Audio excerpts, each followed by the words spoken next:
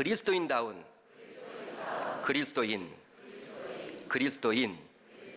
이러한 제목으로 은혜의 말씀을 나누겠습니다. 금년도는 인도의 독립운동가인 간디가 탄생한 지 딱 150주년이 되는 기념해입니다. 이것을 기념하기 위해서 지난 2월에 인도의 모디 총리가 우리나라를 국빈 방문했는데요. 그때 모디 총리는 모 대학에 간디의 흉상을 이렇게 기증했다고 그래요. 모 대학에 간디의 그러한 흉상을 기증했습니다. 그만큼 간디라는 인물은 현재에도 인도 국민들 사이에서 굉장히 독립운동가로서 존경을 받고 있는 사람임에는 틀림이 없습니다. 그는 무저항, 비폭력, 불복종 운동으로 독립운동을 이끌었어요. 폭력을 싫어했고 이렇게 폭력을 사용하지 않고 저항했던 아주 위대한 사람임을 우리가 알 수 있습니다. 당시 영국의 식민 지배를 받고 있던 입장에서 인도의 독립운동에 앞장섰던 지도자였죠.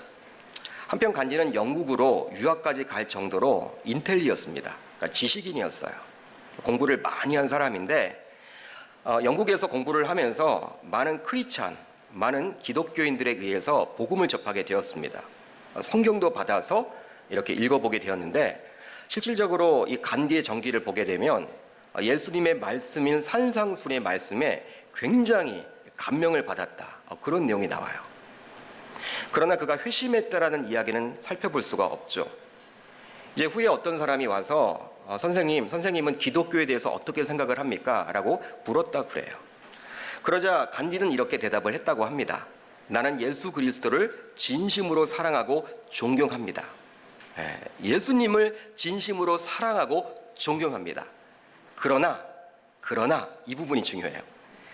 그리스도인들만은 좋아하지 않습니다. 왜냐하면 그들은 예수의 가르침과는 정반대로 말하고 행동하기 때문입니다. 여러분, 간디가 이렇게 이야기를 했다라는 거예요. 그 영향이 여러분 크지 않을까요? 간디를 모르는 사람이 없잖아요. 인도하면 다 간디, 다 그걸 여러분 떠올릴 텐데 여러분, 그런 사람이 그렇게 이야기를 했다라는 거예요. 여러분, 신자로서 하나님을 믿는 하나님의 자녀로서 이러한 간디의 이야기를 듣고 있노라면 어떤 마음을 갖게 될까요? 굉장히 여러분 씁쓸하겠죠. 간디가 잘못 알고 그런 거다. 그렇지 않다라고 여러분 부정하고 싶어요. 간디의 말을. 그렇지만 그것이 엄연한 사실이기 때문에 또 부정할 수도 없는 것이 현실이에요. 그러니까 씁쓸할 수밖에 없는 것이죠. 실제로 자칭 기독교인이라 하면서도 교회에 출석하지 않은 많은 가나안 성도들이 있습니다. 이 가나안 성도가 왜 가나안 성도냐면 안 나가요. 가나안 거꾸로 해보세요. 안 나가. 그러니까 교회는 안 나가면서 자신은 기독교인이라고 이야기를 하는 것이죠. 근데 그분들에게 여러분들 왜 교회를 나가지 않으십니까? 라고 여쭤보면요, 대부분은 예수 그리스도 때문에 교회를 안 나가는 것이 아니에요. 무엇 때문입니까? 예수 믿는 신자들에게 상처를 받았어. 그 신자들이 싫어서, 즉 기독교인이 싫어서, 그리스도인들이 싫어서 교회를 멀리하게 되었다라고 이야기를 할 거예요. 대부분이 여러분 그럴 거예요. 예수님 때문에 상처받는 분 있습니까? 혹시 교회에서? 여러분 상처받는 분 계셔요? 저는 아직까지 못 봤어요. 예수님 때문에 상처받는 것이 아니라 예수님을 믿는다라는 저와 여러분들 때문에 상처를 받는 분들이 굉장히 많다라는 거예요. 여러분, 그분들은 교회를 떠나는 것이죠. 이렇듯 그리스도인이라고 하면서도 요즘은 좋은 이미지를 이렇게 끼치지 못하고 있습니다. 그리스도인 하면요, 긍정적인 이미지보다도 부정적인 이미지가 굉장히 많아요. 그러게 불신자들과 함께 할 수밖에 없는 직장, 학교, 사회생활에 있어서 나는 그리스도인입니다. 나는 크리스찬입니다. 나는 신자입니다. 나는 하나님의 자녀입니다. 이렇게 자신의 정체성을 마음껏 드러내는 것 자체가 쉽지 않다라는 거예요. 왜냐하면 손해볼까 봐. 세상 불신자들이 하도 그리스도인 하면요, 이렇게 부정적이고 굉장히 좋지 않은 이미지를 갖고 있기 때문에 그들과 괜히 관계까지 나빠질까 봐 나는 그리스도인입니다. 이거 여러분 드러내놓고 직장 생활하기도 쉽지가 않고 사회생활하기도 쉽지 않다라는 거예요. 그렇다면 이러한 그리스도인이라는 호칭은 어떻게 유래가 되었으며 본래 어떤 의미였는지, 그리고 어떻게 살아감으로 참다운 그리스도인으로서 증명이 되는 것인지 오늘 말씀을 통해서 한번 살펴보고자 합니다. 이제 여러분 오늘 말씀으로 들어가 보겠습니다. 사도행전 11장을 펴놓으시면 좋을 것 같아요. 오늘 말씀 사도행전 11장을 쭉 읽어보시면요, 그리스도인이란 호칭은 이방인 지역에 처음으로 세워진 안디옥 교회에서 불리워지게 되었음을 알게 돼요. 여러분, 어느 교회에서 불리워지게 되었다고요? 안디옥 교회. 여러분, 이 안디옥이란 도시는요, 예루살렘에서 북쪽으로 480km 정도 떨어진 도시입니다. 그 당시 로마 제국의 그러한 지배를 받았기 때문에 로마 제국의 3대 도시 가운데 한 도시가 바로 안디옥이었어요. 국제적으로 상업적으로 유명한 도시가 바로 안디옥이었습니다. 그런데 이곳에 많은 그리스도인들이 박해를 피해서 오게 되었어요. 그때 스데반의 일로 일어난 환란으로 말미암아 흩어진 자들이 베니게와 구브로와 안디옥까지 이르렀다, 기록을 해주고 있습니다. 그때 스데반의 일로 일어난 환란으로 말미암아, 바로 스데반 집사가 순교를 했죠. 우리가 사도행전을 쭉 살펴보게 되면 스데반 집사가 순교를 합니다. 7집사 가운데 하나가 바로 스데반 집사 아닙니까? 지금의 안수 집사님들이에요. 지금의 안수 집사 격인 스데반 집사가 주의 복음을 전하다가 돌에 맞아 순교를 합니다. 여러분, 이 순교로 인해서 그리스도인에 대한 대대적인 박해가 예루살렘 지역에서 일어나게 되었어요. 여러분, 참으로 아이러니한 일이 있습니다. 무엇이냐면, 참으로 아이러니한 것은 무엇이냐면, 순교와 박해를 통해서도 주님의 복음은 계속해서 전달되었다라는 거예요. 전달되었다라는 거예요. 한번 여러분 상식적으로 봅시다. 예수 믿는 사람들을 막 잡아다 가두어요. 그리고 순교를 시켜요. 막 죽여요. 박해를 여러분 심하게 합니다. 핍박을 합니다. 그러면 주의 복음이 여러분 잠잠해져 있어야 할 거 아니에요. 왜? 걸리면 죽으니까. 여러분, 그렇지 않겠습니까? 우리는 이렇게 자유롭게 와서 예배를 하지만, 하나님 앞에 예배를 드리지만, 만약에 예배 드리는 자에게 뭐 직장에서 아니면 뭐 사회적으로 어떤 여러분들 룰에 의해서 막 우리를 잡아다 가둔다, 여러분, 그러면요, 이 복음이 여러분 전파되지가 쉽지 않잖아요. 그냥 여러분 물밑에 있어야 될 거 아니에요. 가둬놔야 될 거 아니에요. 이 복음이 여러분 나갈 수가 없는 것이죠. 그런데 놀랍게도 우리의 생각은 그리한데, 오늘 말씀을 보게 되면, 또 기독교 역사를 보게 되면 환란이 있고 박해가 있어도 주의 복음은 계속해서 점진적으로 전파된다라는 거예요. 이것이 바로 복음의 점진성입니다. 한번 따라합니다. 복음의 점진성.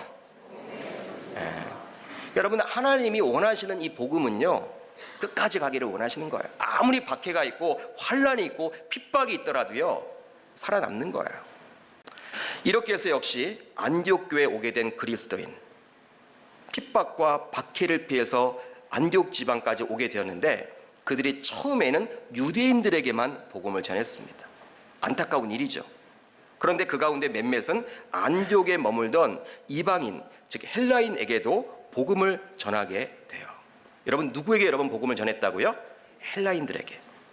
여러분, 그 결과 놀라운 일이 벌어지게 되는데, 바로 하나님의 이 말씀을 이루기 위한 의도임을 우리가 생각해 볼 수가 있는 것이죠. 바로 온 유대와 사마리아와 땅끝까지 이르러 내 증인이 되리라. 이게 사도행전 1장에 나와 있는 말씀인데, 이 말씀이 이제 이루어지는 거예요. 주의 복음이 예루살렘에만 갇혀 있지 않고 어떻게 되었습니까? 이방인들이 살고 있는 그 안디옥 지역까지 가게 되었다라는 거예요. 왜? 온 유대와 사마리아와 땅끝까지 이르러 내 증인이 되라는 우리 주님의 이 말씀이 이루어지기 위한 도구로 그들이 쓰임 받은 것이죠. 결과적으로 안디옥에 주의 교회가 생겨나게 되었습니다. 이방인 지역에 최초로 세워진 교회가 바로 안디옥 교회죠. 그런데 놀라운 점은 교회가 이제 부흥을 거듭하게 되었어요. 부흥하게 되었어요. 여러분, 교회가 부흥하게 되자 이제 예루살렘 교회가 이 소식을 전해 듣게 됩니다. 야, 이방인 지역에 교회가 생겨났는데 그 교회가 사람들이 지금 몰려들고 있다. 이런 이야기를 예루살렘 교회에 있는 지도자들이 알게 된 거예요. 그래서 평신도 지도자였던, 예루살렘 교회 평신도 지도자이자 여러분들과 같은 그리고 평판이 좋았던 바나바를 안디옥 교회에 보내게 되죠. 안디옥 교회에 보내서 어떻게 합니까? 확인하라는 거예요. 정말 부흥이 맞는지, 그 부흥이 우리가 알고 있는 그러한 부흥이 아니라 가짜 부흥인지 확인해 달라고 이야기를 합니다. 여러분, 바나바가 그런 사명을 가지고 이제 안디옥 교회에 오게 되었어요. 근데 안디옥 교회에서 와서 확인해 본 결과 이 바나바는 깜짝 놀라게 됩니다. 왜? 주의 은혜가 함께함을 그는 보게 된 거예요. 할렐루야. 예? 야, 맞구나. 이 안디옥 교회 부흥은 예루살렘 교회가 부흥했던 그 방식 그대로 한 성령 안에서 부흥한 것이구나. 이 하나님의 역사다. 이거 진짜 부흥이다. 이걸 맛보게 된 거예요. 여러분, 그 이후 이제 안디옥 교회는 더욱더 부흥을 하게 됩니다. 더욱더 부흥을 하니까 이제 평신도 지도자였던 바나바 홀로 이제 사역을 감당할 수 없게 되는 거예요. 사역을 혼자 할 수 없게 되는 거예요. 반복을 신앙도 여러분 없어지게 된 거예요. 신방 다니고 말씀 전하고 혼자 할 수가 없어요. 결국 어떻게 됩니까? 바나바는 이제 자신이 홀로 감당할 수 없음을 보고 함께 섬길 동역자를 찾아 나서게 되죠. 바나바가 사울을 찾으러 다소에 가서 만남에 안디옥에 데리고 와서 둘이 교회에 1년간 모여 있었다. 바나바는 자신의 고향인 다소 땅에 은둔하고 있었던 사울을 기억해냅니다. 기억해내요. 지금 사울이 지금 자신의 고향에 가 있거든요. 자신은 복음을 열심히 전하려고 하지만 인정해주는 사람이 아무도 없어. 인정해주는 사람이 아무도 없어요. 여러분, 그걸 피해서 여러 우여곡절을 여러분 겪어서 지금 다소 땅에서 지금 은둔하고 있는데 누가 여러분 기억하고 있는 거예요? 바나바가 여러분 찾으러 가요. 그냥 편지만 써서 오라고 하는 것이 아니라 직접 자신이 사울의 고향인 다소까지 찾아갑니다. 그런데 놀라운 일이 벌어져요. 이제 사울과 함께 모시고 와서 안디옥에 머물러 있는데 놀라운 일이 벌어지게 됩니다. 어떤 일이 벌어지게 되었냐면 그동안 제자들이라 불렸어요. 성도들이라 불렸어요. 형제들이라고 불렸어요. 근데 새로운 호칭을 부여받게 되었습니다. 지금까지는 형제, 자매, 성도, 제자 이렇게 호칭을 부름을 받았다면, 그렇게 일컬음을 받았다면 이제 새로운 호칭을 받게 된 거예요. 그것이 바로 무엇입니까? 그리스도인이 된 거예요. 그리스도인이라고 부름을 받게 되었습니다.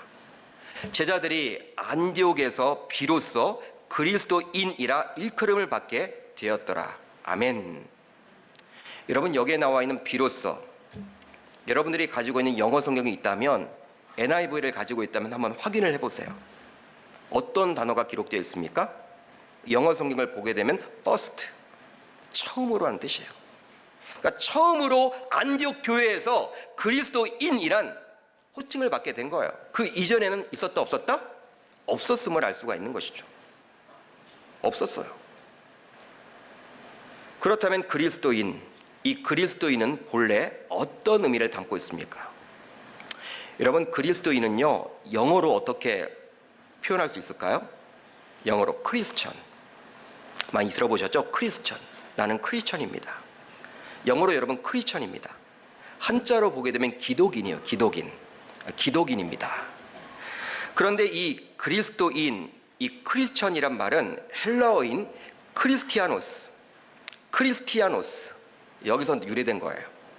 헬라어로 크리스티아노스에서 이 크리스찬이 나오게 된 것입니다.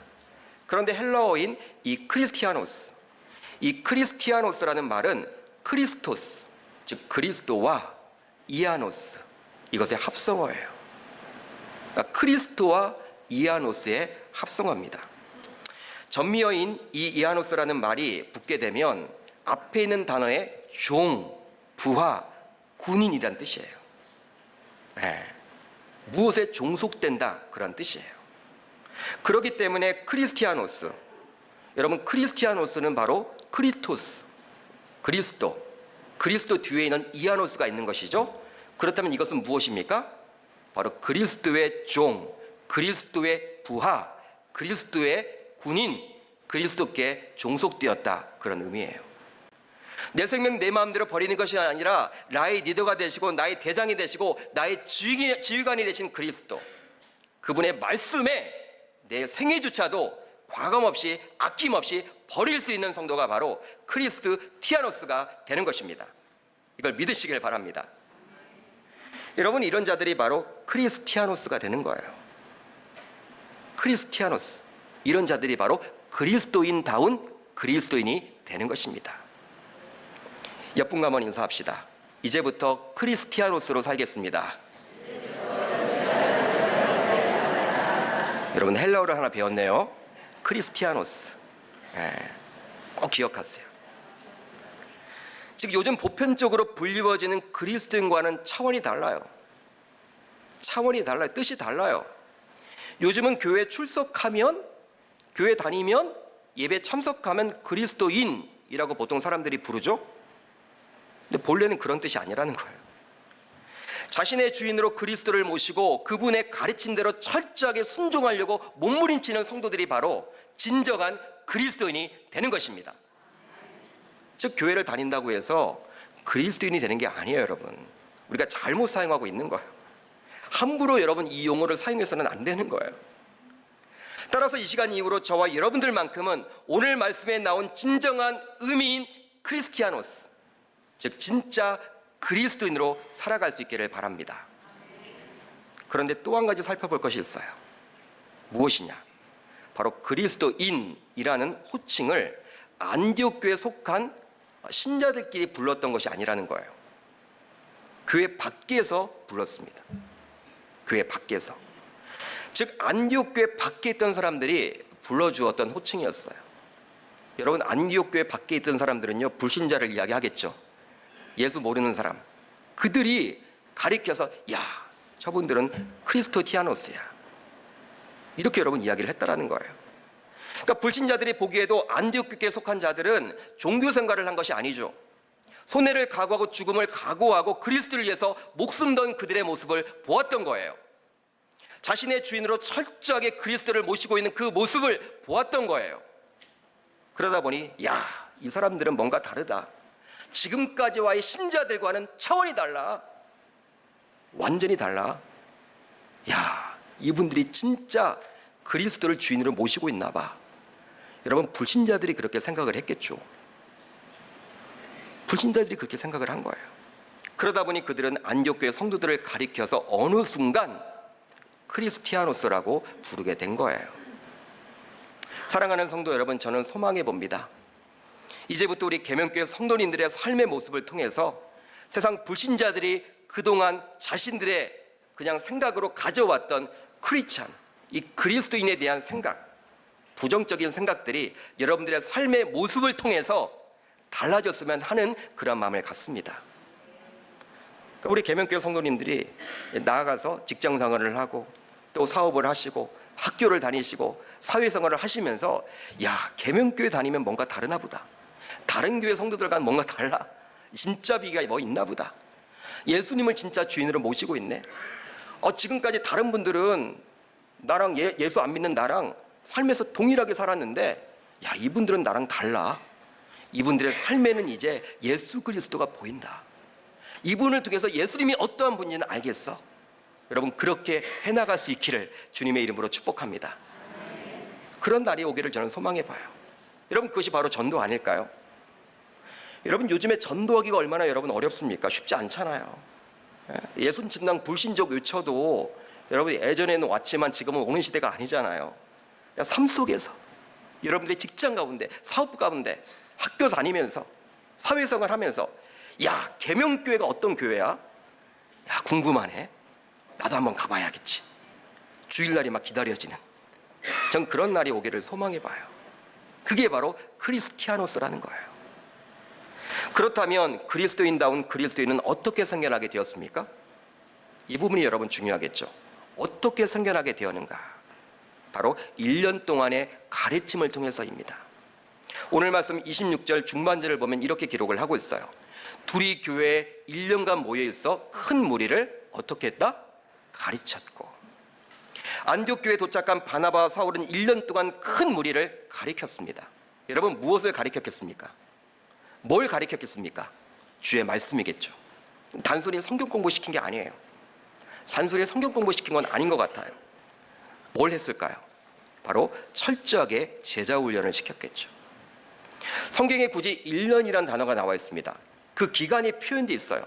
굳이 여러분 적어놓지 않아도 되는데 그 1년이란 기간이 표현해 있음으로 인해서 이것은 단순히 강의를 듣는 성경 공부 수준이 아니라는 거예요.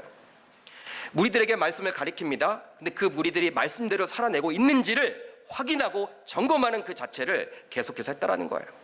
지켜보고 여러 번 했다라는 거예요.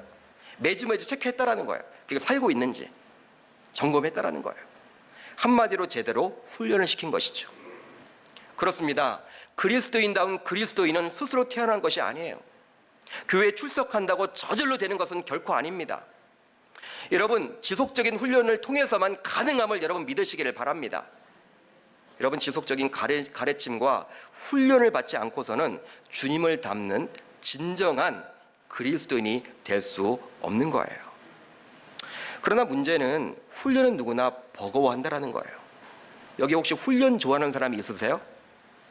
그러나 여러분, 분명한 것은 그리스도인다운 그리스도인이 되려면 교회에 소속되어서 여러 훈련을 반드시 거쳐야만 하는 거예요. 여러분, 신앙의 연조가 그리스도인다운 그리스도인을 만들지 못합니다. 저는 목회를 하면서 많이 지켜봤어요. 수십 년 동안 신앙생활을 해봤어요. 예수 냄새가 나는 것이 아니라 사람 냄새가 나. 수십 년 동안 교회를 다녔는데 그런 분도 있는 반면에 교회 다닌 지 불과 얼마 되지 않았어. 지속적인 훈련과 체계적인 훈련과 집중적인 훈련을 통해서 그리스도의 향기를 날마다 발산해내는 분들도 저는 보았어요. 그러게 이곳에서 예배하는 저와 여러분들 모두 더 이상 교회에서 편하게만 신앙생활을 하려고 하는 것이 아니라 교회에 대한 소속감을 가지시고 교회 내에서 말씀과 기도에 대한 훈련을 받을 수 있는 모임에도 적극적으로 참여하셔서 그리스도인다운 그리스도인으로 거듭날 수 있기를 주님의 이름으로 축복합니다. 여러분, 그거밖에 없어요. 사탄은요 계속 편하게 여러분 신앙생활 하도록 우리를 유혹해요. 야, 교회 주일에 한 번만 가면 되지. 너 주일에 한 번 가는 거 잘하고 있는 거야. 그거 하면 돼. 너 구원의 확신이 있잖아. 그렇게 살면 돼. 여러분, 그러한 사탄의 속삭임에 여러분들 귀를 기울이지 마시고 오늘 말씀을 보세요. 말씀을 보세요. 바나바와 사울이 얼마나 여러분 그 1년 동안 스파르타로 여러분 가르쳤겠습니까? 훈련을 시켰겠습니까? 그 훈련을 받은 그들이 이제 변화가 있잖아요. 크리스티아노스가 되잖아요. 그리스도다운 그리스도인이 되는 거잖아요. 사랑하는 계명교회도 그러한 교회가 되기를 소망해 봅니다. 야, 예수 믿는 사람들 때문에 내가 행복하다. 여러분, 불신자들의 입에서 이런 말이 나오기를 저는 소망해 봅니다. 여러분, 광명복음화, 민족복음화, 세계복음화를 꿈꾸며 하나님 나라의 비전을 이루는 제자들의 공동체가 바로 우리 교회 비전 아닙니까? 광명복음화, 바로 우리가 그리스도인다운 그리스도인으로 살아갈 때 광명복음화의 그 시작이 되는 거예요. 그렇게 살아갈 수 있기를 주의 이름으로 축복합니다.